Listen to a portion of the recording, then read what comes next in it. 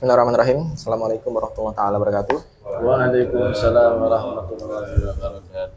Bismillah, alhamdulillah, wassalatu wassalamu ala rasulillah Sayyidina Muhammadin ibn Abdillah wa ala alihi wa sahbihi wa man walah. La hawla wa la quwata illa billahil aliyyil azim. Rabbi shrah li sadri wa yassir li amri wa hlul 'uqdatam min lisani yafqahu qawli. Subhanaka la ilma Subhanaka la ilma lupa jadi ilmu ingan. Subhanaka la ilma lana illa ma 'allamtana innaka antal alimul hakim. Hati Teknis. Alhamdulillah melanjutkan kajian mampir kita malam berpikir. Di malam-malam kita masih tetap harus berpikir. Justru di malam harilah kita akan semakin mudah berpikir ketika segala kegiatan, kesibukan, keseharian sudah kita break. Maka kita kumpulkan tenaga untuk berpikir. Di malam hari ini kita masih berkumpul di tempat yang penuh dengan cahaya dan keberkahan insya Allah. Amin ya rabbal alamin. Amin, amin, amin. Salawat serta salam masih senantiasa kita lantunkan untuk Nabi kita Nabi Muhammad SAW. Allahumma sholli wa sallim wa barik alaihi wa ala alihi, Nabi yang menjadikan kita semakin berbaik sangka kepada Allah SWT. Karena terlepas dari banyaknya dosa dan sedikitnya amal yang kita lakukan, namun berkat amalan-amalan andalan yang bisa kita pamerkan pada Rasulullah SAW, mudah-mudahan jadikan kita semua umat yang layak mendapatkan syafaatnya. Amin ya rabbal alamin. Masih di kitab yang sama, yaitu kita mengkaji kitab Nuruz Zolam yang alhamdulillah sudah di bait ke-9 dan lumayan panjang pembahasan di bait ke-9 ini karena terdiri dari beberapa sifat-sifat Allah SWT. Dan untuk episode kali ini kita akan melanjut ke sifat Allah dengan nama ilm, ilm,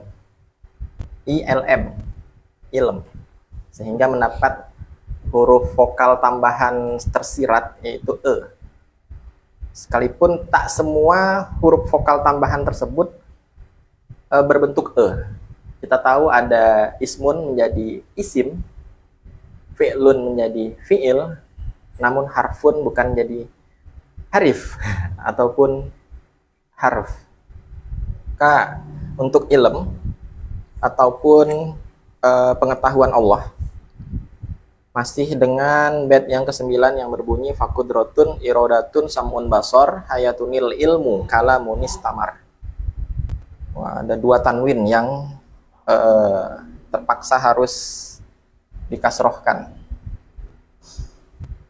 Yang mana dari bait ini muncul sebuah judul untuk kita fokuskan ke sifat ilmunya saja. Alhamdulillah di pertemuan yang lalu, di tengah hujan badai menerpa, namun kajian terhadap sifat Allah hayah sudah dikaji oleh sepuh-sepuh. Ampun, Bu. Lanjut ke bab ilmu Allah. Qala al-mu'allif rahimahullah ta'ala wa nafa'ana bihi wa bi ulumi fid dharain amin. Amin. Wal ilmu lahu sab'atu matalib. Ilmu, sifat wajib Allah yang bernama ilmu, itu ada 7 poin yang akan kita bahas. Nashhad wa na'takid, yang harus kita yakini dan harus kita ketahui. Yang pertama, anna ilmallah maujud, bahwasanya pengetahuan Allah itu adalah sesuatu yang maujud, yang ada, atau di bahasa kitab lain diistilahkan dengan qaim, sifatun qaimatun. Sehingga dari sini kita bisa mengambil dalil kalam ulama bahwasanya untuk menerjemahkan qaim ataupun qiyamuhu binafsihi itu bisa kita artikan ada, karena dengan arti maujud itu ada. Qiyamuhu binafsihi bisa kita alihkan dari terjemahan klasik berdiri dengan sendiri atau berdiri sendiri, yang seakan-akan meniscayakan, hampir ya bisa dikatakan meniscayakan Oh iya, jelas ya. Oh iya. Karena masih ada celah majas, celah bahasa yang dimaklumi. Cuman biar kita memutus atau menutup pintu dari segala tawahum yang ada, maka dari sejak penerjemahannya udah bisa dipangkas menggunakan diksi ada. Allah ada dengan sendirinya. Tanpa Masih ada tahu juga di situ. kalau dicari-cari memang Iya. bisa. Cuman Paling tidak mengurangi lah ya. nah, ada upaya lah dan Ada menjadi upaya. sesuatu yang baru di telinga audien tertentu mungkin kok nggak diartikan berdiri, seberbahaya apa itu? Nah, jadi seperti itu. Sehingga terima kasih diksi maujud di sini mendukung Qoimah. Jadi ilmu Allah, pengetahuan Allah itu adalah sesuatu yang memang maujud, bukan sekedar hayalan belaka. Wa qadimun. Nah, di sini menggunakan diksi kodim. Kodim itu berarti kekal, terdahulu. Yang mana kadang sebagai pengganti daripada diksi kodim, kadang digunakan diksi azali. Nah, bersyukur kita sudah mengkaji perbedaan daripada kodim dan azali di Kifayatul Awam, sehingga memungkinkan ada yang membedakan keduanya, namun memungkinkan juga ada yang mensinonimkannya. Nah, dan setelah kita lihat nggak terlalu jauh sih untuk dibedakan, jadi kita lebih condong ke disamain aja lah, sehingga kadang disebut kodim boleh, disebut azali boleh. Yang pasti titik beratnya adalah arahnya bahwasanya pengetahuan Allah itu bukan sesuatu yang baru, bukan sesuatu yang diawali dengan ketidaktahuan bagaimana manusia yang pernah tidak tahu kemudian tahu. Allah tidak seperti itu. Allah itu dari azalinya, dari sononya, iya. Bahasa itu ya kita pakai, dari sononya. Gampangnya lah begitu. Itu Allah sudah semaha mengetahui itu. Tanpa perlu belajar dulu, tanpa perlu dikaitkan dengan harus terjadi ini dulu baru Allah tahu. Sehingga nanti pada dampak-dampak rentetan akhirnya ilmu Allah ini tidak diberi embel-embel ilmu nazori, ilmu kasbi, tanpa ilmu doruri, bahkan ilmu badihi tidak diberi embel-embel ini pada ilmu Allah. Ya.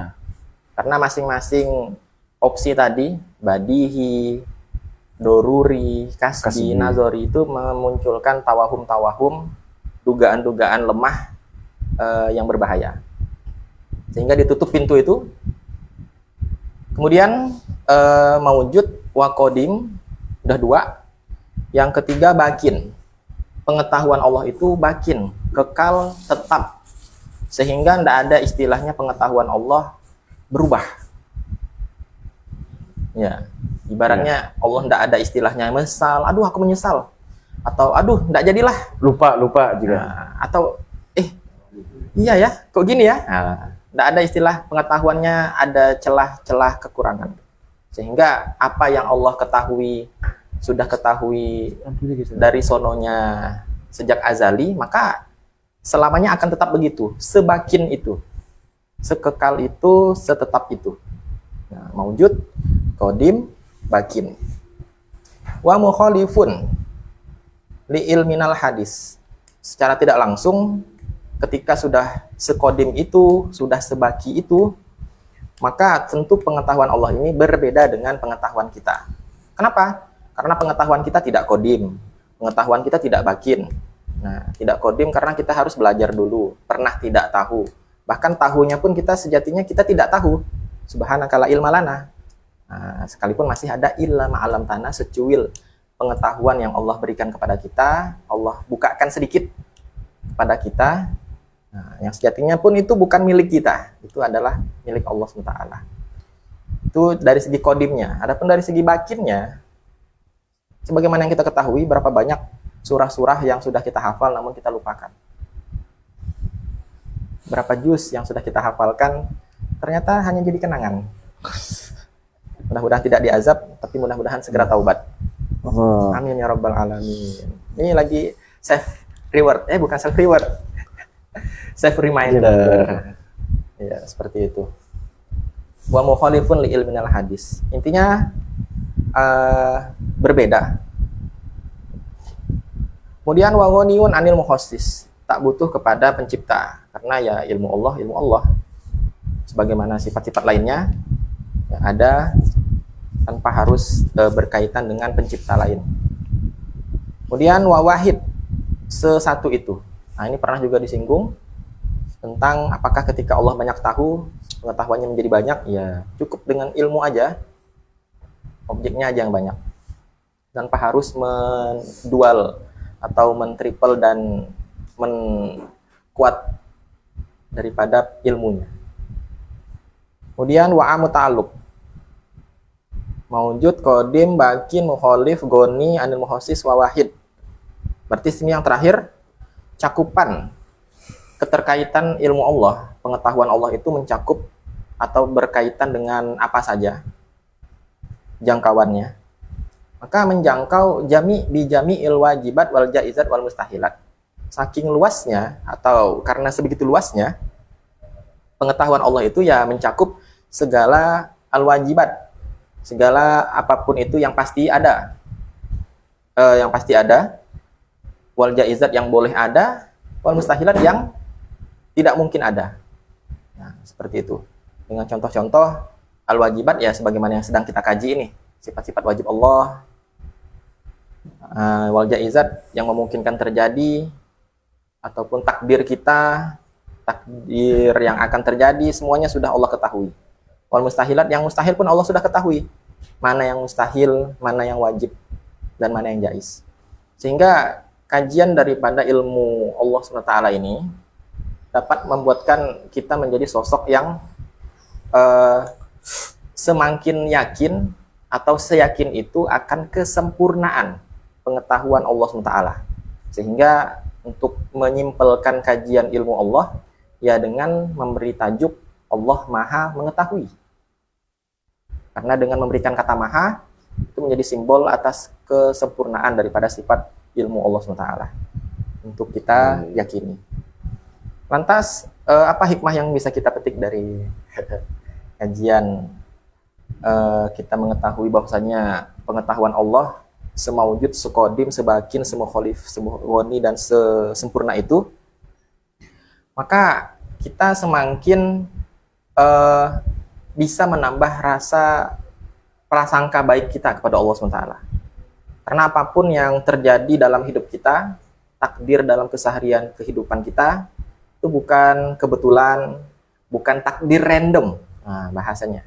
Bukan sesuatu yang asal-asalan, tapi memang sudah diketahui Allah, sudah disetting, sudah diskenariokan oleh Allah SWT, sehingga peluang kita untuk memaklumi hal tersebut, meridoi hal tersebut dengan mengaitkannya kepada ini sudah atas pengetahuan Allah dan tentu atas irodah dan kudrohnya, sehingga dirasa ketika kita mengkaji ilmu Allah, kita semakin mudah untuk meridoi takdir-takdirnya.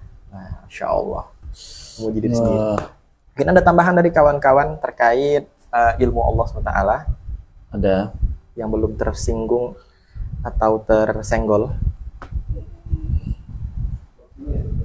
Oh ya. Saya akan tambahkan berkaitan dengan sekaligus mengklarifikasi terkait tema yang kita angkat di pamflet itu agar tidak membingungkan umat. Bahkan Korea sendiri tadi bertanya gimana tuh hubungannya. Ya, maksud saya begini. Jadi seringkali di masyarakat itu orang-orang awam ini mendengar kalimat yang terkesan puitis, juga menarik bagi mereka. Kemudian akhirnya mereka latah untuk mengcopy paste kalimat tersebut. Kalimat yang saya maksud adalah kalimat Tuhan tidak di mana-mana tapi ada di mana-mana, gitu kan. Wow. Itu kan kalimat ini mungkin bagi orang awam itu sangat berkesan karena retoris sekali ya. Didengar tuh, wah menarik nih. Ini apa nih maksudnya gitu kan? Berima. Iya.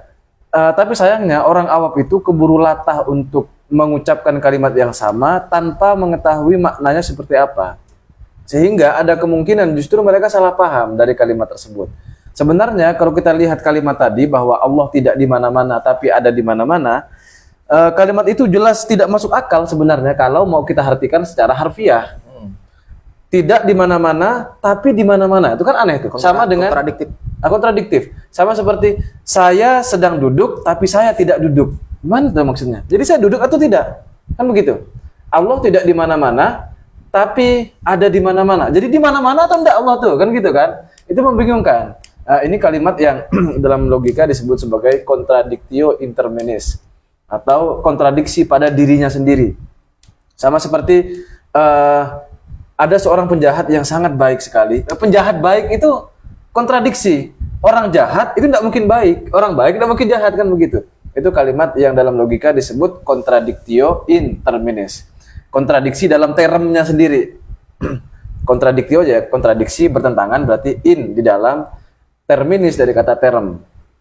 Nah, maka kalimat itu sekali lagi kalau kita pahami secara harfiah sesuai dengan lafadz dohirnya itu jelas tidak masuk akal, bertentangan. Sehingga kalau ditelan mentah-mentah seperti itu maknanya, itu harus ditolak jadinya.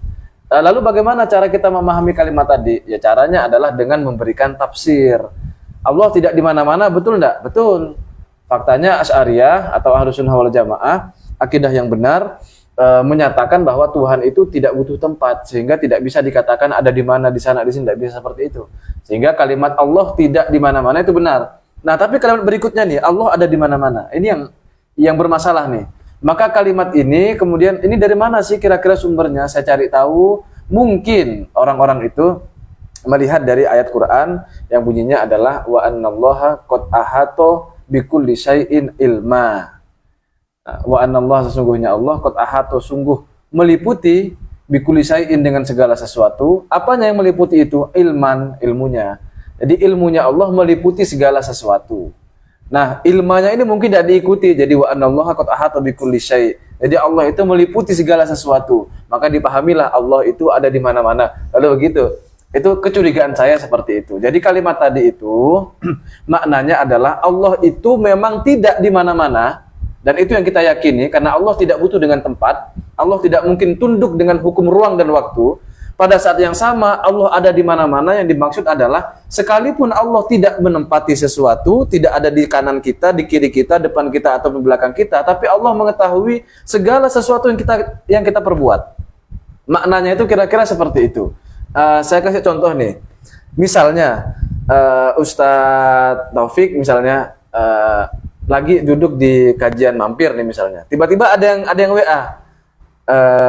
Sampai jam berapa di rumah Tahfiz Al-Ikhwan misalnya, atau di kajian mampir. Kok orang ini tiba-tiba tahu nih bahwa saya ada di rumah Tahfiz Al-Ikhwan misalnya. Tapi karena sibuk ngaji belum dibalas nih. Pulang nanti Ustaz Taufik tuh. Ketika pulang orangnya WA lagi, selamat datang di rumah Anda sendiri. Tiba-tiba WA gitu. Kok dia tahu ya kalau saya baru sampai rumah? Nah, terus masuk kamar, buka kopiah, apa ganti baju. Nah gitu dong, ganti bajunya. WA gitu lagi dia.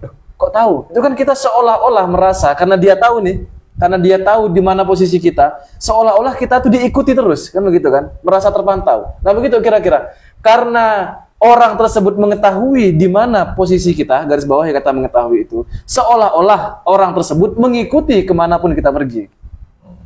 Nah itu contoh yang bisa saya berikan. Jadi karena Allah itu mengetahui segala sesuatu yang ada di dunia ini ataupun di akhirat, masa lalu, masa sekarang, masa depan, Allah mengetahui semuanya yang terjadi itu, maka seolah-olah Allah itu terus mengawasi kita, bahkan seolah-olah Allah itu sangat dekat sekali, bahkan lebih dekat min hablil warid ya, daripada urat nadi kita. Urat nadi itu sudah nempel begini, tapi Allah lebih dekat lagi, seolah-olah kan begitu, nempel banget tuh. Tapi bukan berarti Allah itu nempel betulan, enggak. Itu ketempelan.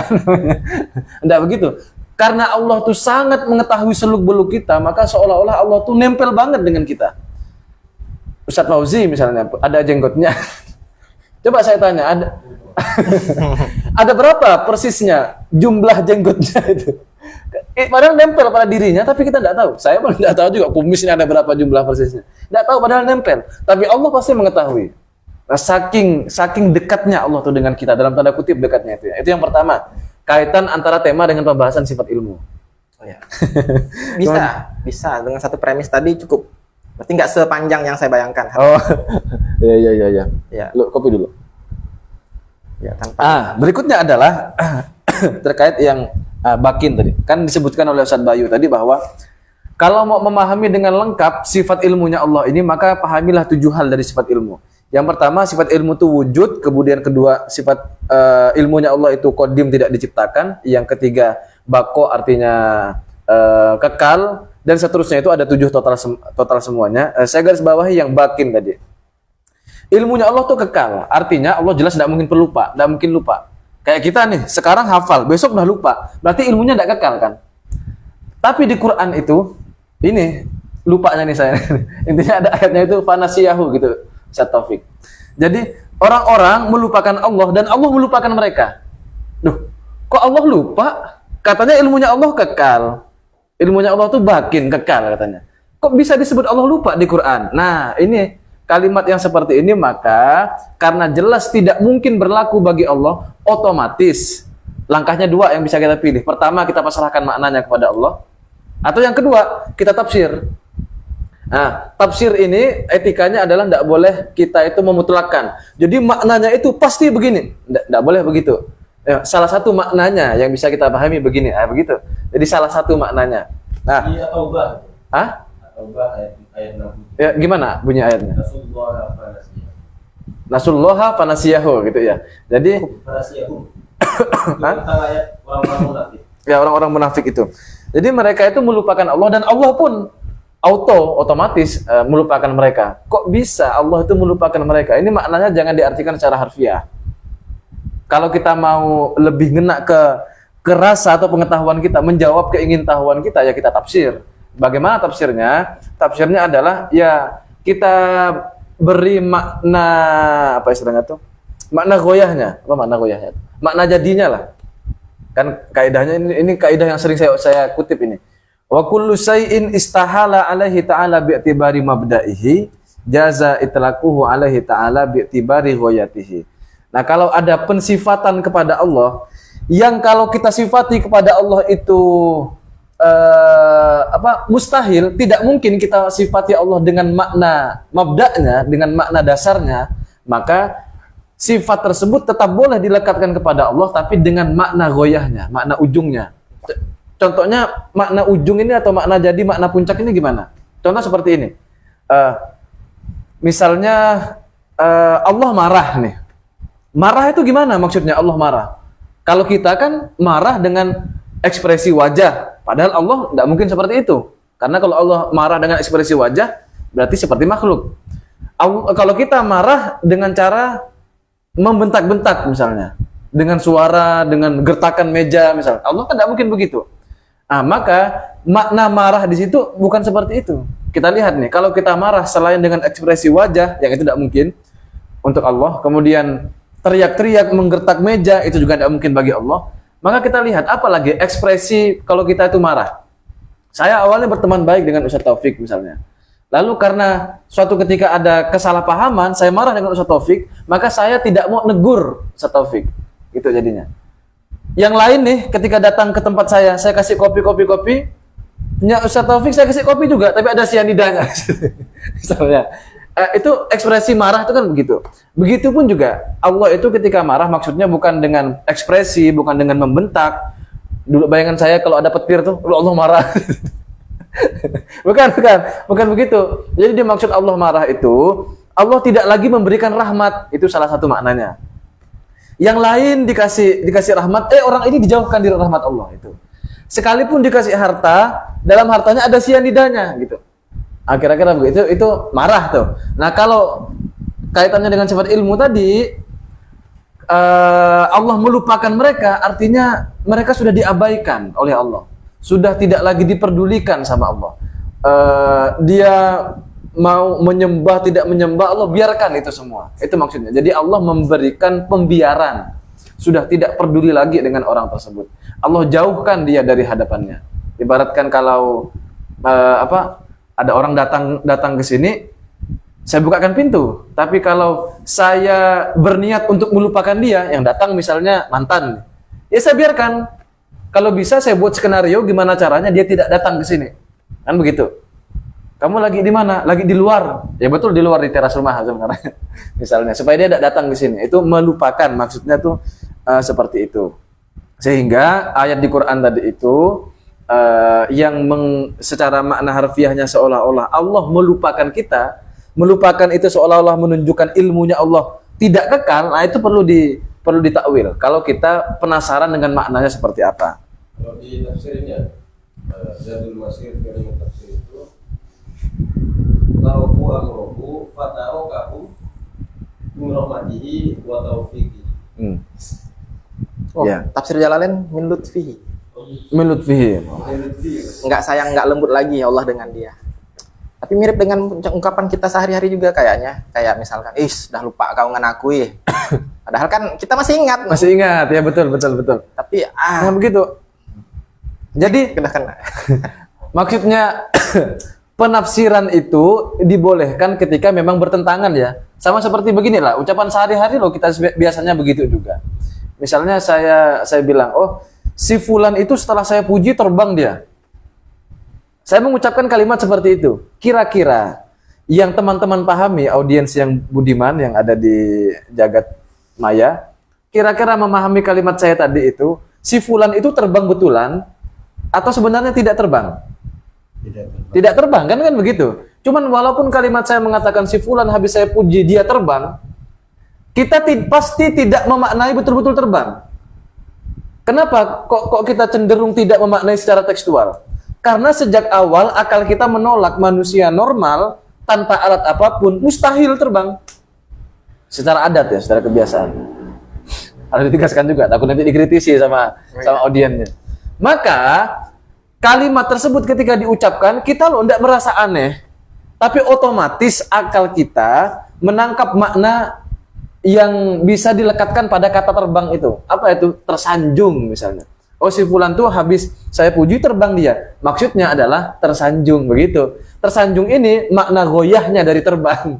Itu kira-kira pemaknaannya. Itu tersandung. Iya. Masuk. Kadang padahal sudah S2 ya. Kalau merasa tidak nyaman tuh tersinggung ya. Ini ya. Oke, Jadi dia sudah jokes bapak-bapak nih ya. sebagaimana tadi nasi ya. Ini kan Iya, iya. ibaratnya kita menghafalkan 7 rumus untuk mengetahui, mengkaji bab ilmu. Namun ketika diterapkan ke beberapa ayat, memang kita menemukan di ayat-ayat itu dengan menggunakan diksi ilmu, tapi kok membuat kayak patah poin-poin yang ada 7 ini. Sehingga sama dengan nasi ya, kita juga harus mentakwilkan beberapa ayat yang menggunakan diksi ilmu. Kenapa kok harus? Nah, biar tidak terjadi kesalahpahaman seraya menduga-duga Allah dengan sifat-sifat yang najis. Iya. Ya kan? Kayak kalau di absen itu beberapa ayat yang sering kita baca mungkin di hari Jumat kalau enggak lupa. Yaitu surah Al-Kahfi, ya kan? Tsumma ba'asnahum lina'lama. Agar kita tahu secara tekstual kan, kemudian mereka kita utus agar kita tahu gitu. Berarti kan belum tahu. Kalau agar kita tahu. Nah, sehingga untuk penerjemahannya alima ya'lamu bisa dimaknakan dengan a'lama yu'limu, ngasih tahu gitu. Iya. Entah itu berarti menguji, ya kan? Dan lain-lain. Dan sejatinya ya tinggal menghafalkan rumus tadi yang ada 7 biar menjadi pegangan ketika menemukan ayat-ayat yang mustahil secara tekstual, Dilekatkan kepada Allah gitu ya. sehingga bisa kita mencari padanan kata lainnya. Makna goyahnya tadi itu. Kalau kita Ahlus Sunnah ini opsinya tadi ada 2 ya teman-teman, ini perlu digarisbawahi lagi. Ketika kita menemukan ayat-ayat yang makna zahirnya jelas bertentangan, kita sifati kepada Allah, maka ada 2 pilihan, tafwid atau takwil. Tafwid itu menyerahkan maknanya kepada Allah. Saya tidak tahu nih maknanya seperti apa, saya serahkan kepada Allah, tapi saya beriman dengan ayat ini. Itu tafwid. Sedangkan takwil ini maknanya secara harfiah jelas bertentangan dengan akal dan tidak mungkin dilekatkan kepada Allah. Lalu saya tafsirkan, ini kira-kira makna yang memungkinkan untuk Allah tuh begini dijelaskan. Tapi nafsirkannya juga harus merujuk ya. Iya, jelas dong. Nah, kata para ulama, metode tafwid yang pertama itu aslam, lebih selamat. Sedangkan metode takwil ataupun tafsir tadi itu itu a'lam. Kita lebih menambah pengetahuan kita. Atau ahkam ya, lebih bijak. Ahkam bisa juga, ahkam. Nah, seperti itu. Kalau tidak kepanjangan saya nambah satu lagi. Oh iya. Berkaitan dengan pertanyaan yang sempat kami pikirkan. Jadi begini, kalau kita kan antara ilmu dengan kenyataan, itu kenyataan ini menambah ilmu kita. Contoh, saya melihat video tutorial bikin nasi goreng nih. Saya lihat videonya. Video ini setelah saya tonton menambah pengetahuan saya. Oke, sudah ada ilmunya kan? Ketika saya praktek langsung bikin nasi goreng itu, nambah ada pengetahuan. Kalau kita kan nambah kan, paling enggak ada experience, ada pengalaman di situ. Oh ternyata ini mode garam yang berbeda sehingga takarannya berbeda, ini bentuk wajannya beda dan seterusnya. Ada pengetahuan tambahan. Dari yang hanya sekedar ilmu, dengan kejadiannya langsung, itu ada tambahan pengetahuan. Kalau kita kan, pertanyaannya nih, Allah kan sudah mengetahui segala sesuatu bahkan sebelum kita tercipta. Begitu kan? Allah sudah tahu tuh. Sekarang baru terjadi. Misal, dulu Allah tahu bahwa di tanggal 19 bulan November 2025 hari Rabu malam Kamis ini ada kajian mampir yang hadir adalah orang-orang ini. Allah tahu kan sejak azali dulu itu Allah tahu. Sekarang terjadi, nambah ada ilmunya Allah. Kalau dikatakan tidak nambah karena sifatnya Allah tuh kodim dan pengetahuan Allah juga kekal, misalnya begitu, kita jawab begitu. Kalau dikatakan tidak bertambah, masa kalah dengan makhluk? Makhluk loh bertambah ilmunya gitu kan. Kalau dikatakan tidak nambah, seolah-olah Allah tidak bisa membedakan mana yang hanya sekedar ilmu dan mana yang faktual, yang nyata sekarang terjadi. Nangkap Ustaz Bayu, maksud saya, walaupun agak ribet mungkin. Justru karena bertambah itu lemah. Nah, salah satunya Iya. seperti itu. Jadi itu perbedaan antara ilmunya Allah dengan ilmunya makhluk. Kalau ilmunya makhluk bertambah itu positif. Tapi untuk Allah, ilmunya Allah bertambah justru itu negatif. Iya. Menunjukkan ilmunya Allah tidak lengkap. Satu. Kemudian yang kedua, bedanya adalah makhluk itu dari pengalaman menjadi ilmu. Entah pengalaman nonton tadi ataupun pengalaman praktek langsung. Jadi pengalaman dulu, realitas dulu kita alami, baru kemudian menjadi ilmu. Kalau Allah kebalikannya. Karena Allah punya ilmu lah Allah kehendaki. Karena Allah kehendaki, Allah aktualkan sehingga terciptalah segala sesuatu. Kan begitu. Ilmunya Allah, kemudian irodahnya Allah, lalu kudrohnya Allah. Segala sesuatu Allah ciptakan dengan kudrohnya, dengan kuasanya. Kuasanya Allah sesuai dengan kehendaknya, kehendaknya Allah sesuai dengan ilmunya, kan begitu. Nah, jadi bisa kita pahami dengan hal yang seperti itu. Yang kedua. Yang ketiga, Allah itu sekali lagi tidak tunduk pada hukum waktu. Beda dengan kita. Kita ini makhluk 3 dimensi yang tunduk dengan waktu. Sehingga masa lalu, masa sekarang, dan masa depan itu 3 hal yang berbeda bagi kita yang mengalami hukum waktu ini. Tapi bagi Allah yang di luar hukum waktu, tidak ada bedanya masa lalu, masa sekarang, masa depan. Itu semua Allah sudah ketahui secara sempurna. Itu tambahan dari saya. Ya. Tanpa perlu belajar, tanpa butuh pengalaman. Tanpa butuh pengalaman. Sesuai caption. Oh, dicek. Ya, berarti bisa kita simpulkan sebelum disimpulkan lagi. Mungkin ada tambahan dari audien yang biasanya akan Sudah sampai. Hah? Banyak nih. Oh, iya. Nanti di mode anu saja, mode musyawarah biasa. Langsung besar. Saya sendiri dari versi ini kan. Karena ini diusahakan Ustaz Bayu tiap sesi ini iman Islam ihsan itu 20 menit. Wah, ini udah pas 22 ini. Karena Angka cantik nih. Ini pasang nomor kita. Kita lanjut ke kajian berikutnya. Ya, mudah-mudahan bermanfaat. Kita lanjut ke kajian zikir. Fikih. Ustaz Bayu, tolong bukakan tadi gambar yang saya kirim satu. Nanti untuk kajian tasawufnya. Mampir tadi mampir. Nah.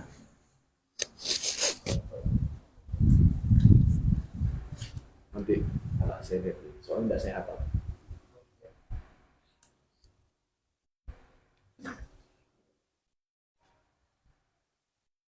Allah. Bismillahirrahmanirrahim. Alhamdulillah rabbil alamin wassalatu wassalamu ala asyrafil anbiya'i wal mursalin sayyidina Muhammad wa ala alihi washabihi ajma'in. Sampailah kita di kajian fikih dalam kitab At-Taqriratus Sadidah fil Masailil Mufidah, yaitu sampai pada perkataan muallif rahimahullah taala wa nafa'ana bihi wa bi ulumi fid dharain amin. Amin. Masailu fil ma, masalah di dalam air. Satu, lana ghuslun wajibun aw wudu'un wajibun wa ma'uhuma ghairu musta'mal. Ma suratu dzalik. Ini ada permasalahan-permasalahan tentang air.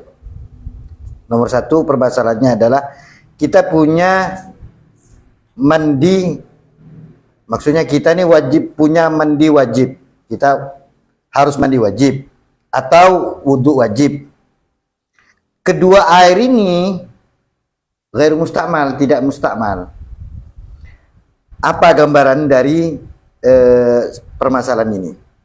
Jawabannya adalah suratuhu, gambarannya atau ilustrasinya adalah idza nazara ghuslan masnunan ka ghuslil jumu'ati aw tajdidil wudu'i fa huma fardhani wa ma'uhuma ghairu mustakmal li'annahuma lam yarfa'a al-hadath wa wujubuhuma 'aridun wal 'ibratu bil asl. Gambarannya adalah kita ini bernazar mandi, tapi mandinya itu mandi sunnah. Seperti apa? Mandi untuk melaksanakan sholat Jumat itu kan sunnah hukumnya. Disunnahkan mandi untuk sholat Jumat atau memperbarui wudhu. Itu hukumnya sunnah. Tapi karena kita bernazar, saya bernazar untuk mandi Jumat, maka karena itu adalah arid menjadi fardu, fahuma fardani, maka karena nazar tersebut maka menjadi mandinya itu mandi wajib, wudhunya pun wudhu wajib jadinya. Wa ma'uhuma, sedangkan air keduanya itu tidak mustakmal. Jadi kok tidak mustakmal padahal kan wajib itu? Iya, jawabannya karena kedua air yang tidak mustakmal, dihukumi tidak mustakmal itu karena keduanya itu tidak mengangkat hadas. Karena itu status aslinya itu bukan mengangkat hadas dia. Karena aslinya itu sunnah. Mandinya mandi sunnah, wudhunya wudhu sunnah. Karena dinazarkan sehingga menjadi wajib. Sedangkan dalam metode fikih itu apapun yang kita pakai untuk kewajiban, baik itu wudhu ataupun mandi, maka airnya itu menjadi mustakmal. Kenapa di sini tidak mustakmal, dihukumi tidak mustakmal? Karena kewajibannya itu arid, sesuatu yang baru, karena Aksidental. sebab apa? Aksidental, karena sebab nazar tadi. Itu alasannya. Alasan yang pertama itu tidak mengangkat hadas, baik mandi atau wudhunya. Dan kewajiban keduanya itu adalah arid, sesuatu yang datang. Wal ibratu bil asl, sedangkan pengambilan hukum itu mengikuti asli, karena aslinya itu sunnah sehingga airnya itu tidak mustakmal. Di mana letak permasalahannya? Mikir juga saya tadi.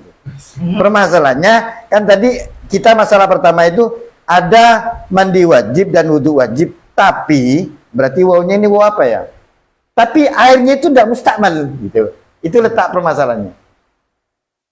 Oh, Iya kan? dia pengen bikin dua contoh aja. Ya. Bukan dua-duanya dalam satu kasus, enggak. Dia pengen bikin dua. Ini biasanya dikenal dengan istilah teka-teki. Ya. Bukan Enggak. ya. Wawunya itu loh, biar kita enak ngartikan Yusuf. Padahal kedua airnya dihukumi tidak mustakmal gitu loh. Bersamaan dengan itu. Heeh. Bersamaan dengan itu. Wama'iyah. Oh gitu ya. Bersama dengan itu. Ada mandi wajib. Ini permasalahan nomor satu. Ada mandi wajib, ada wudhu wajib. Bersamaan dengan itu, kok airnya tidak mustakmal gitu kan? Itu jadi timbul masalah kan jadinya. Atau dibikin bahasa yang lebih bahasa ala-ala teka-teki gitu. Ayo, mandi wajib apa yang airnya nggak mustakmal?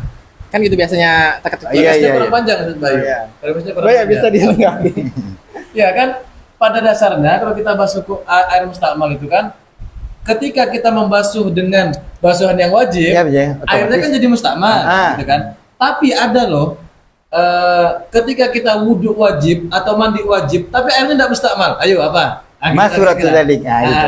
Apalah kira-kira, coba jawab. Ternyata jawabannya seperti itu. Oh iya. Jelas ya. Itu permasalahan nomor 1. Ketaketinya. Mandi wajib apa yang airnya tidak mustakmal? Tidak. Nah, mandi wajib apa atau wudhu wajib apa? Yang air Iya, bekasnya. Supaya lebih difahami gitu.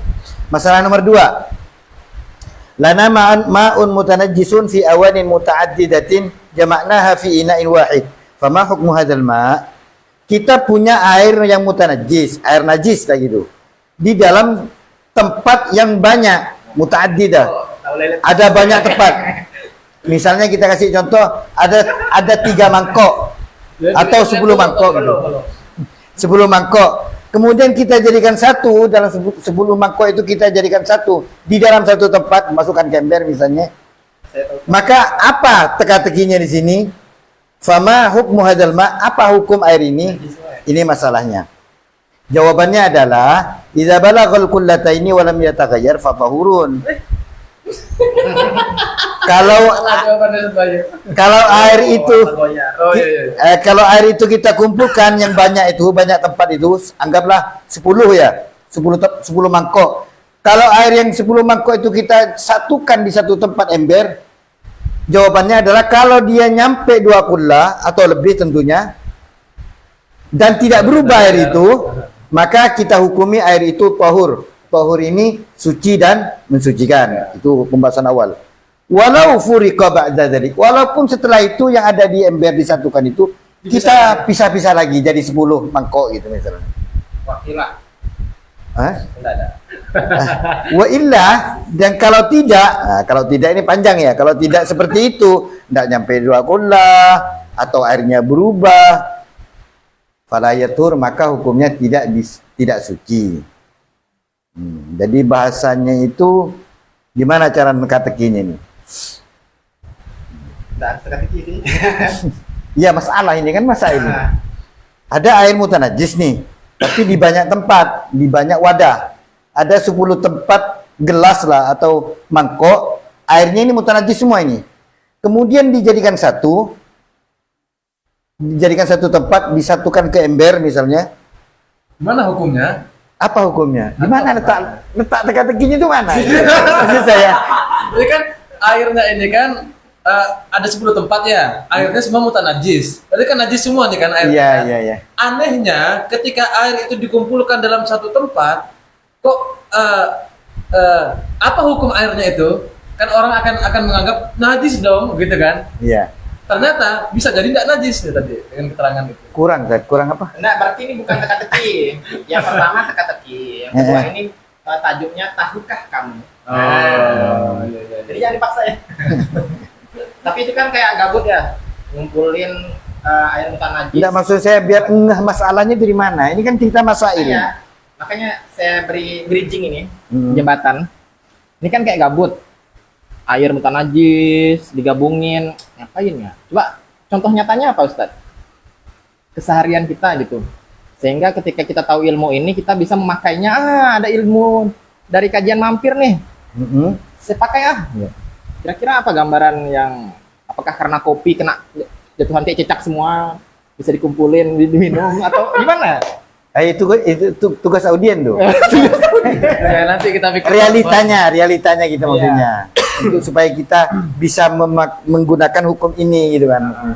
Apa yang ada dalam benak Anda? tanya kembali. Tadi kalau kopi kayaknya Bukan mutanajis, Ustaz. nggak enak ya, nggak enak juga, udah kena kotoran cicak juga nggak bisa. Oh, Kan iya. yang masih ya. Ya kita cari-cari Menadah air hujan biasanya ya kan, kita menadah air hujan dan kebetulan kita miara ayam gitu kan, misalkan. Jadi yang itu udah kena tai ayam, kohe, bahasa halusnya kohe. kohe, Bahasa Itu, apa? kotoran hewan, kohe. kohe, singkatan itu. Kohe itu ternyata kotoran hewan, teman-teman. Ilmu baru di kajian mampir. Kalau koku, kotoranku gitu. Iya, Terus? terus karena tadi musim hujan ini kan, kebetulan lagi hujan nih audien.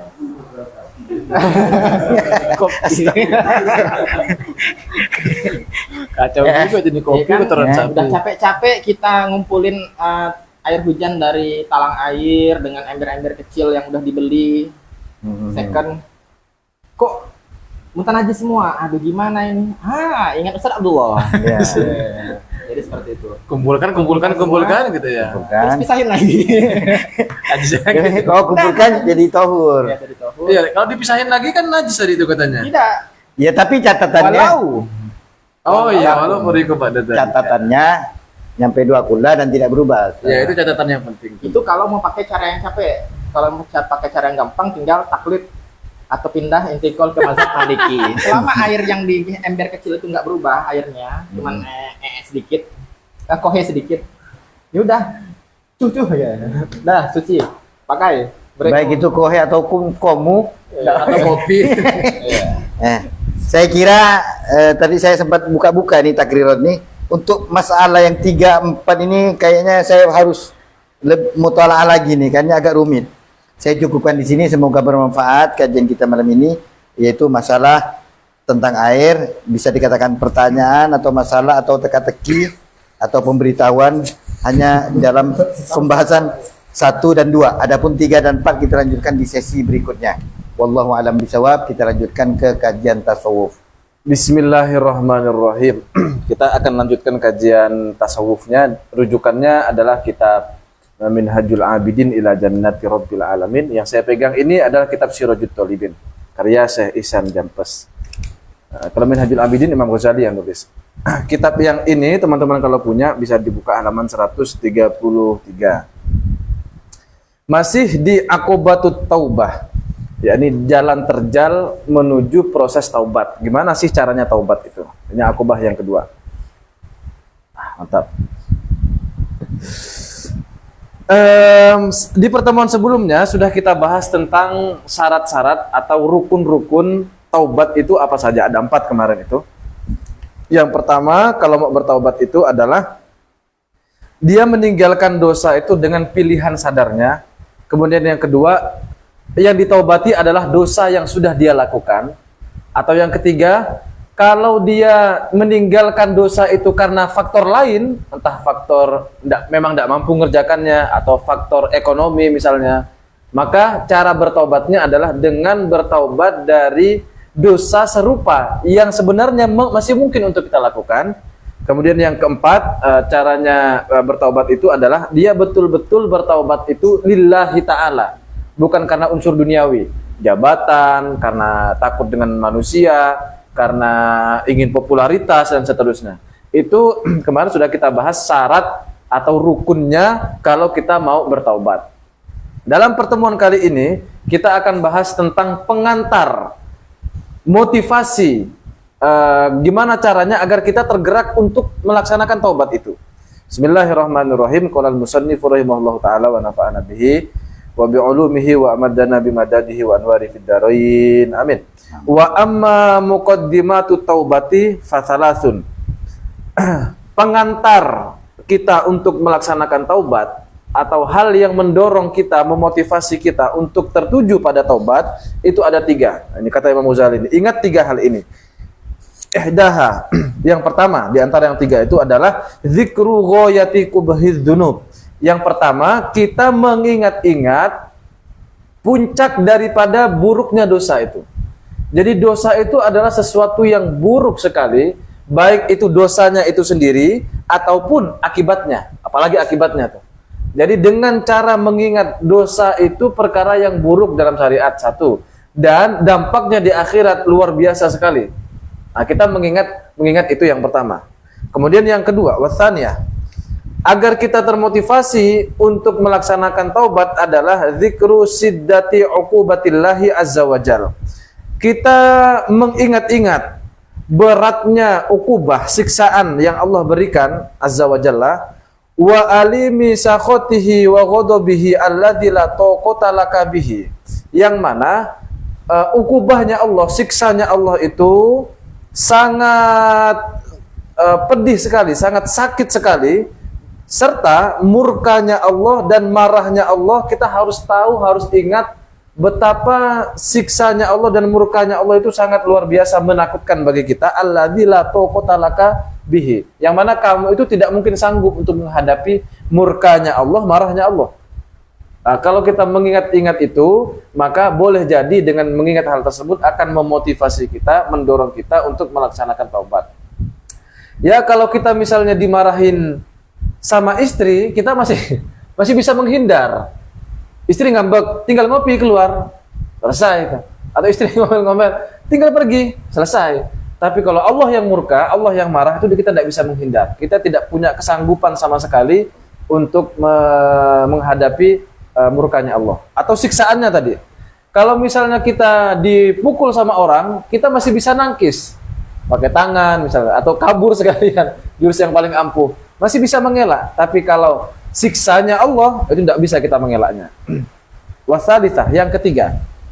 Hal yang bisa memotivasi barangkali atau mendorong kita untuk melaksanakan taubat adalah zikru dha'fika, dengan mengingat-ingat bahwa kamu itu lemah, kamu itu tidak mungkin sanggup, wa qillati hilatika fi dzalika. Tidak sanggup kamu itu untuk dapat menghindari siksanya Allah tadi itu yang sudah kita sebutkan. Contohnya seperti apa? Ini ilustrasi real, konkret, nyata. Ini ada contoh nyatanya nih. Kalau tadi kan ini menangnya Imam Ghazali. Belum sini tadi. Belum. Contoh nyatanya kalau Imam Ghazali ini dikasih contoh nih. Fa innaman la yahtamilu harra samsi wala latmati syurtiyin wala kursinam latin kaifa yahtamilu harra nari jahannam. Sesungguhnya seseorang itu, kita semua nih dikasih contoh oleh Imam Ghazali, kita ini sanggup enggak berjemur lama-lama kena panasnya matahari. Coba kalau kita mau tahu, buktikan sendiri. Semenit 2 menit aman, sejam 2 jam mulai gerak, 3 jam pingsan. Itu masih panasnya matahari itu. Kita juga tidak akan sanggup menanggung sakitnya ketika kita mendapatkan pukulan, mendapatkan tamparan dari polisi perindavan. Tadi film-film. Nah, maksudnya dari seorang prajurit, polisi, tentara lah, kira-kira begitu. Kalau kita ditampar, rasanya itu kan sakit sekali. Itu masih ditampar oleh polisi, oleh prajurit, kira-kira begitu. Kemudian kita juga tidak sanggup manakala kita itu digigit oleh serangga. Misalnya, enggak usah besar-besar semut aja, tapi 100. Digigit nyamuk aja kita, udah payah mau tidur kan. Apalagi digigit nyamuknya naik kereta api. Jadi kemana-mana. Ini kan mampu enggak? Enggak mampu. Oh ya. Ya kita aja digigit serangga itu enggak sanggup menahan rasanya itu, digigit nyamuk garuk-garuk. Coba tahan tuh. Kalau sanggup ya, kalau sanggup cuman masih 1 kan. Coba kalau 5 udah enggak bisa tidur. Nah, merasakan ketidaknyamanan, sakit atau rasa tidak enak dari gangguan-gangguan tadi itu saja kita seringkali mengeluh, tidak sanggup kita. Kaifa yahtamilu harra nari jahannam? Bagaimana mungkin kita akan sanggup untuk menanggung panasnya neraka jahanam? 1, panas matahari aja kita tidak mampu, apalagi panasnya neraka jahanam. Wa darba maqami azzabaniyati, dan juga bagaimana mungkin kita bisa menanggung sakitnya pukulan dan siksaannya malaikat Zabaniyah, yang mana tamparan dari prajurit aja kita tidak sanggup untuk menahan sakitnya. Ditampar kan sakit itu, apalagi yang menampar itu adalah malaikat Zabaniyah. Bagaimana mungkin? Hah? Ditampar kesendirian gimana? Ditampar kesendirian itu tanyakan kepada yang mengalami, karena saya pun tidak sanggup. Kalau ditampar penghambaan kepada selain Tuhan. Nanti saya udah nyiapkan itu nanti aman. Kemudian bagaimana mungkin kita akan sanggup dengan pedihnya gigitan ular, walas ahayatin ka'anakil bukhti, yang mana gigitan ular itu ularnya saja sebesar leher unta, nih bahasanya di sini. Padahal kita digigit oleh serangga saja kita merasa tidak enak, digigit nyamuk, apalagi sampai ke kalajengking misalnya. Itu kita merasa sakit, apalagi digigit ular, ularnya sebesar leher unta. Unta akhirat apalagi. Kemudian wa aqribikal bighol, dan juga disengat, digigit oleh kalajengking yang besarnya itu seperti keledai. Seperti keledai. Kalajengking yang kecil gitu aja kalau gigit kita itu luar biasa. Yang saya pernah tahu tuh kawan saya digigit, disengat oleh apa yang kakinya banyak tuh, kelabang. Waktu pembangunan pesantren masih hutan waktu itu, ada gubuk, beberapa teman nginap di sana. Katanya kok kayak ada yang jalan di punggungnya tuh. Pas dibuka, sebelum terlepas itu sempat gigit kelabangnya itu. Lalu digini-gini kan ternyata ada kelabangnya. Lalu dibunuhlah kelabang itu, dan habis itu langsung menggigil dia. Panas dingin langsung demam gitu. Seharian. Itu masih kelambang yang ada di dunia, apalagi yang sebesar keledai tadi itu. Yang mana khuliqat minan nari fi daril ghadab wal bawar. Mereka semua itu, hewan-hewan tersebut diciptakan dari api, dan tempatnya adalah daril ghadab, atau secara bahasa tempat di mana itu memang tempat penyiksaan ya, wadarul bawar, dan juga itu adalah tempat satu kerusakan.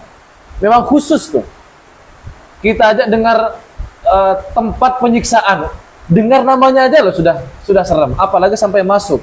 Dan hewan-hewannya kan sudah, serta alat-alatnya. Kalau dulu kan kita masih SD mungkin melihat buku siksa neraka tuh, gunting ya. Itu kan masih ilustrasi dunia tuh, masih hanya diperbesar aja. Apalagi yang nyata tuh seperti apa, yang katanya baik itu kenikmatan surga ataupun siksa neraka, tidak bisa dibayangkan seperti apa luar biasanya itu. Nah, kata Imam Ghazali, barangkali dengan mengingat-ingat itu semua, 3 hal tadi, barangkali akan mendorong kita termotivasi untuk menuju kepada taubat. Ini kan tawaran. Ya, adapun sense-nya orang atau feel-nya orang itu kan beda-beda. Kadang dengan contoh-contoh seperti ini malah dibuat lelucon seperti tadi. Ya, bisa direnungi sendirilah. Bagaimana caranya agar termotivasi untuk melaksanakan taubat. Na'udzubillah tsumma na'udzubillah, kata Imam Ghazali. Semoga Allah menjaga kita. Min saqatihi. Tapi mana itu? Yo. Tapi menarik. Menarik. Karena pengalaman pribadi, ada fase bocil dahulu kala yang memang sulit sholat. Pasti namanya Lana. Tapi memang belum balik ibaratnya. Cuman ketika baca komik-komik seperti itu, dengan mudahnya Rajin sholat ya. rajin tanpa ceramah. Cukup ngelihat komik seperti itu. Dan ternyata Anak soleh berarti. proses tobat seperti itu bukan kebetulan belaka, tapi sudah dikonsepkan oleh Imam Ghazali. Artinya anak kecil tadi cocok dengan Imam Ghazali ya. Enggak, saya sudah mendapat ide nanti pas momen lebaran bukan bagi THR, bagi-bagi komik. Komik siksa neraka. Komik siksa neraka akan saya bagikan. Tapi celakanya anak sekarang itu tidak takut dengan cerita-cerita begitu. Wow. Anak sekarang itu takut diancam nanti tidak belikan kota, takut tuh. Nanti tidak bisa top up dana, takut tuh nanti. Kalau anak sekarang itu yang lebih menyeramkan bagi mereka. Jadul marah berarti. Faedah beda generasi Ustaz Bayu. Itu kan tadi si anak yang bernama Lana itu pasti tahun 90-an tuh lahirnya kan. Kalau Gen Alpha ini, Masya Allah. Atau Gen Z yang lahir belakangan. Kalau kita kan, ya antum tahun berapa? Milenial. Oh, masih milenial. Saya udah Gen Z. Fa'idah wadobata. Kalau kamu tekun ala hadil adhkar untuk terus mengingat-ingat itu, wa awataha ana al-lail wan nahar. Dan juga mengulang-ulang untuk terus mengingat-ingat hal yang disebutkan oleh Imam Ghazali tadi itu sepanjang malam dan siang, fa innaha satahmiluka. Sesungguhnya hal tersebut akan mengantarkanmu ala taubatin nasuh, kepada taubat nasuha. Bukan nasuha ya. Kepada taubat nasuha minad dunubi, dari dosa-dosa. Wallahul muwaffiqu bifadlihi. Semoga Allah memberikan taufik. Didoakan terus oleh Imam Ghazali ini. Bayangkan, didoakan terus oleh Imam Ghazali ini. WA kita, semoga kamu dapat taufik. Itu kan istimewa sekali. Barangkali dengan cara contoh seperti itu tuh membayangkan begitu, kita lebih tergugah lah. Ini Imam Ghazali sampai WA sendiri kepada kita. Semoga mendapatkan fadlnya Allah dan juga mendapatkan taufik dari Allah Subhanahu wa taala. Titik itu pembahasan intinya. Pembahasan tambahannya di sini di Sirajut Thalibin ada hal yang menarik. Nah, mana sebelum? Di Sirajut Thalibin itu ada keterangan menarik. Ternyata dosa kita itu punya pengaruh terhadap rezeki. Dosa kita itu punya pengaruh pada kaya dan miskinnya seseorang. Kalau saya baca nanti kepanjangan, kelamaan. Jadi sudah saya buatkan skema. Ini berangkat dari dua hadis, yang mana hadis ini dohir teksnya atau secara tekstual itu seolah-olah bertentangan atau kontradiktif. Hadis yang pertama berbunyi, Innar rajula la yuramu rizqo bidzambi yusibuhu. Sesungguhnya seseorang itu diharamkan untuk mendapatkan rezeki karena dia itu memiliki dosa yang menimpanya. Hadis itu, hadis pertama. Ini hadis riwayat Imam Ibnu Majah, nomor hadis 4022. Kemudian hadis berikutnya adalah Inna rizqo la tungkisuhu al-ma'siyah. Rizki itu tidak menjadi gara-gara melakukan maksiat. Nah,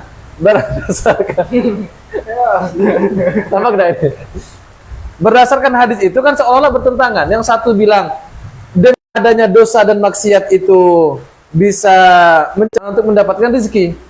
Ini kan bertentangan seolah-olah hadis itu. Nah, ternyata itu konteksnya berbeda. Hadis yang pertama tadi yang bunyinya adalah innar rajula. Nah, kata ar-rajula itu pakai alif lam. Lil ahdi katanya. Oh, yang dimaksud rajul di situ adalah muslim. Nah, jadi ini hadis yang pertama tadi kita sebutkan itu berlaku hanya untuk orang-orang muslim. Sehingga orang muslim itu kalau dia berlaku dosa, melakukan perbuatan maksiat, itu akan mengharamkan rezeki sampai kepada dia. Menghalangi rezeki itu sampai kepada dia. Sedangkan orang-orang yang kafir tidak masuk dalam hadis ini. Nah, orang yang kafir itu masuk ke hadis yang kedua tadi itu. Sungguhnya rezeki itu tidak menjadi berkurang gara-gara adanya maksiat.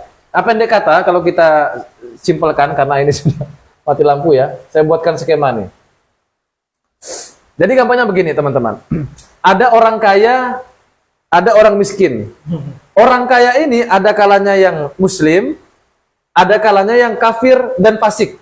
Ini masuk kategori yang sama nih. Kafir dan fasik terhitung orang yang sama dalam hal ini. Keterangannya panjang di situ.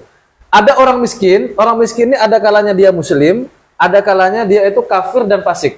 Ini juga mohon juga ya teman-teman ya. Kalau ada yang mengganjal kira-kira karena ada satu bagian yang saya ambil dari mafhum mukhalafahnya.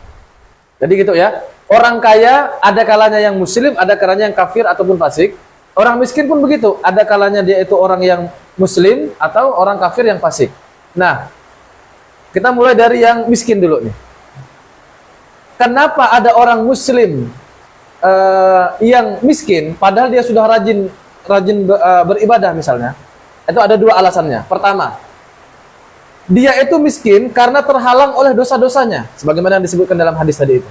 Dia terhalang oleh dosa-dosanya sehingga Allah tidak ingin kekayaan itu dijadikan alat untuk terus bermaksiat. Jadi orang ini orang muslim nih, muslim. Dia berbuat dosa. Nah, yang biasanya dia gunakan untuk alat untuk berbuat dosa ini adalah kekayaan. Misalnya, ada seorang muslim nih, seandainya dia kaya, dia akan terjerumus pada kemaksiatan. Maka Allah tuh tidak mau dia terjerumus pada perbuatan maksiat, Allah tarik kekayaan itu. Alhamdulillah hidup lagi. Mana nih belum hidup di sini? Nah, alhamdulillah sudah hidup. Allah tarik tuh kekayaannya karena Allah tidak ingin kekayaan itu dijadikan alat untuk terus bermaksiat kepada Allah. Alasan pertama. Alasan kedua adalah kenapa ada orang muslim yang miskin?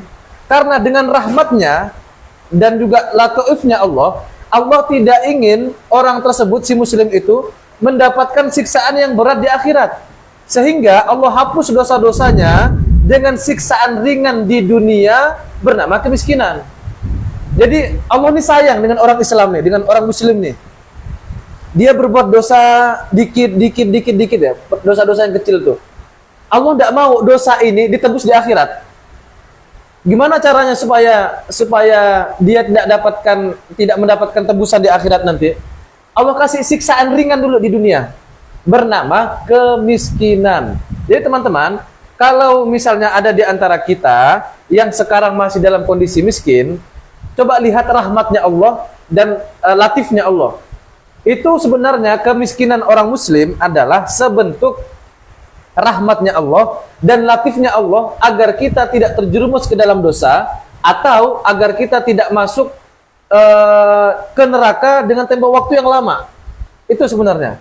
Adapun kalau misalnya kita dalam kondisi miskin, tidak memandang rahmatnya Allah dan latifnya Allah, tapi justru berbuat maksiat terus, ya bukan muslim tuh kategorinya.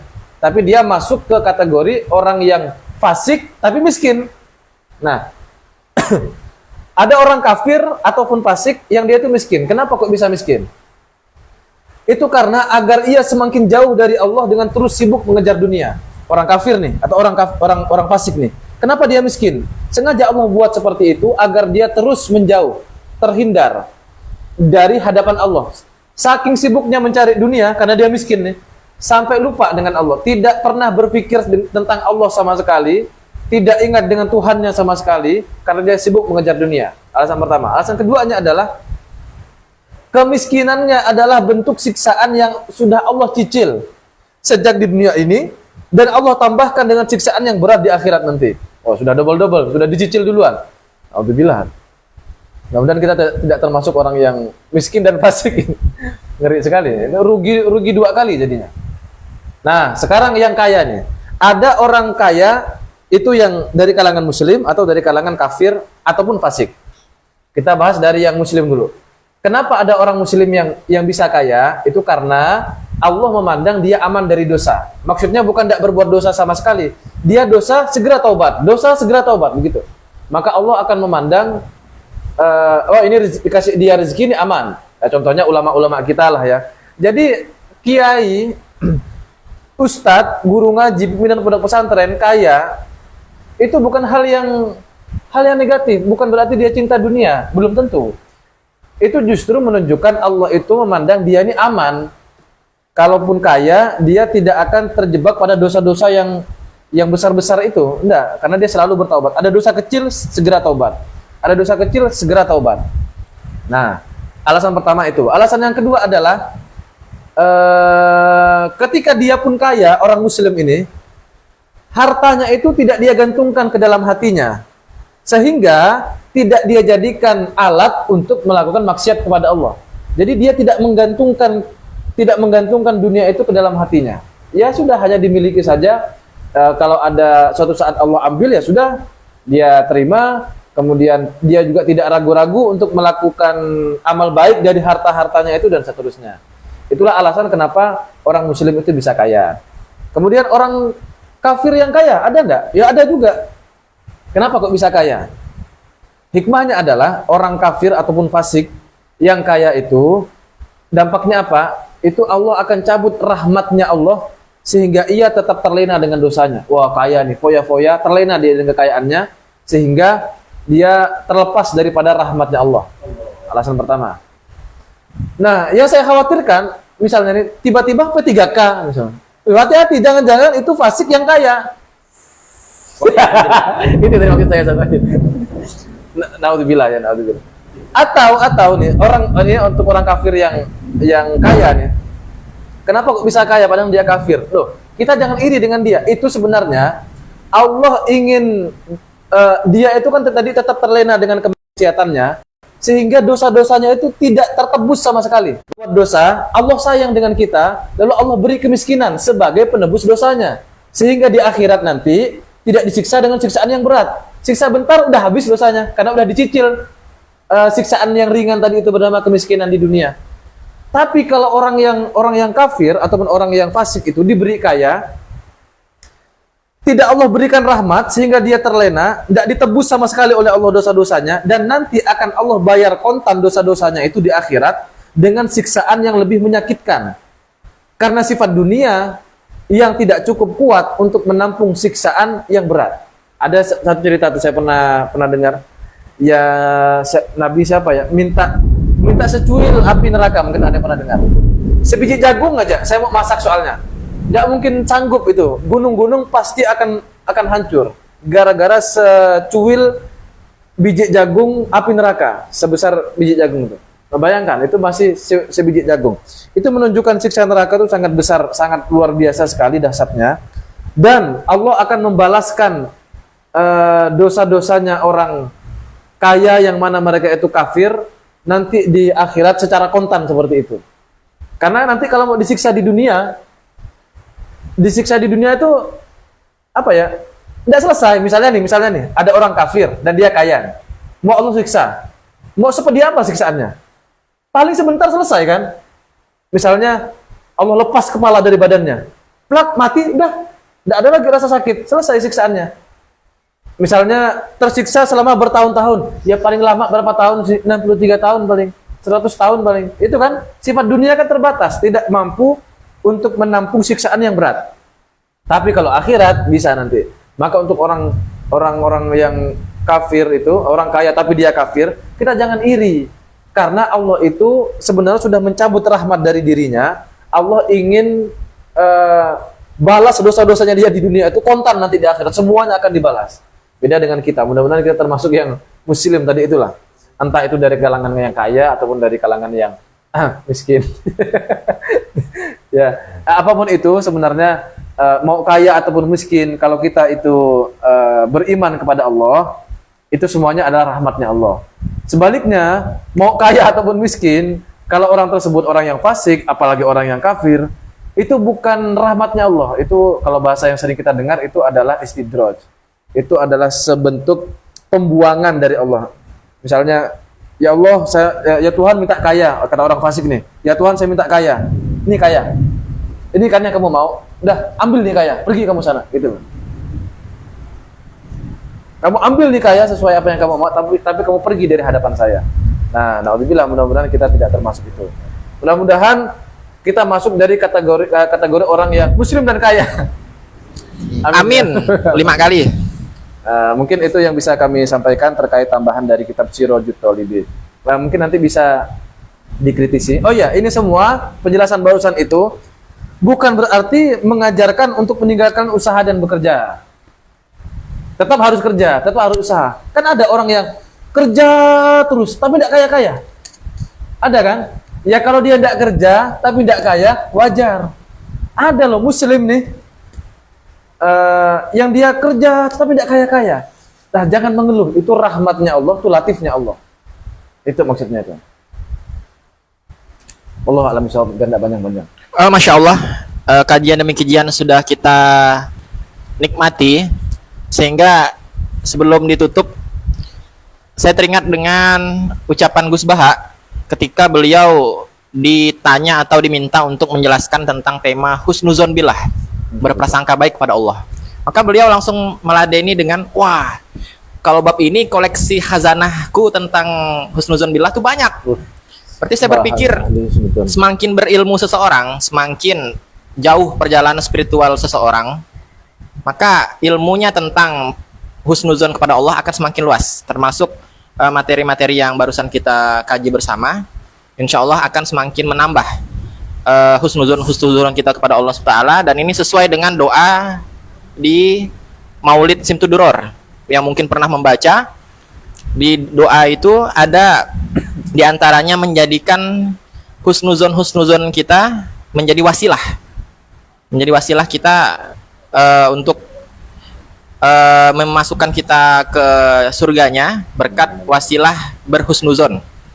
Fala tukhayyibna, maka janganlah kecewakan kami ya Allah. Nah, itu bukan perintah ya, ini doa. Jadi mudah-mudahan bermanfaat kajian kita pada malam hari ini dan senantiasa bisa istiqomah dan bisa kita amalkan dalam kehidupan keseharian kita. Amin amin ya rabbal alamin. Sekian dari kami. Wabillahi taufik wal hidayah. Assalamualaikum warahmatullahi wabarakatuh. Waalaikumsalam warahmatullahi wabarakatuh.